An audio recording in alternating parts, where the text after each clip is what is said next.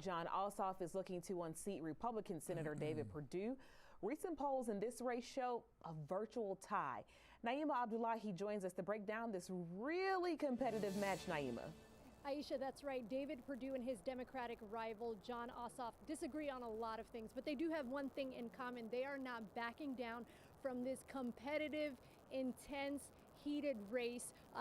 And, you know, David Perdue has been going back and forth with him. They've been using some very harsh language in the debates. That third debate, David Perdue backing down from. And one thing is for certain, one of them may claim victory tonight. If not, there will be a special election.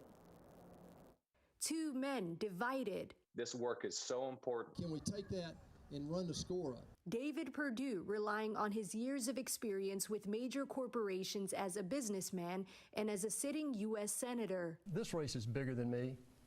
It's bigger than John Ossoff.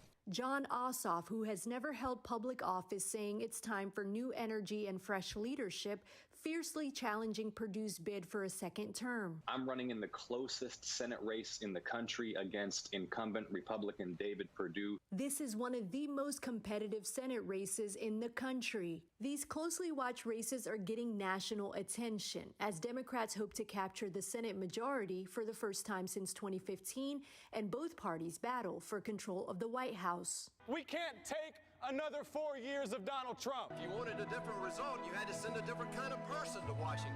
With Georgia now considered a battleground state, the polls are too close to call and the stakes are too high because of how much both Trump and Biden's campaigns have been investing into Georgia. Late last week, the heated back and forth, an example of how intense the race is getting. John Ossoff will say anything to hide his radical socialist agenda.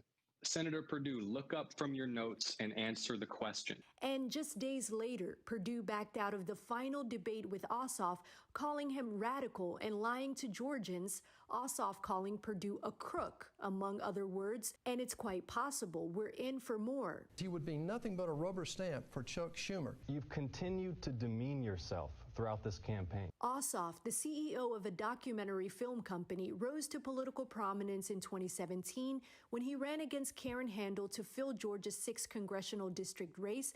Handel won that tight race in a runoff election. Perdue is endorsed by President Donald Trump and has been joining him at campaign rallies to build up momentum for his efforts in this tight re-election.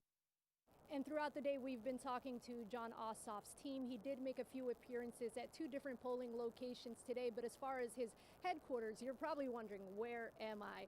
I am outside of the 11 Alive studios because John Ossoff's team says that he is going to be focused on virtual because of the pandemic. He's not going to be gathering an audience at a restaurant or a specific location. So we'll keep tabs on that throughout the night as well.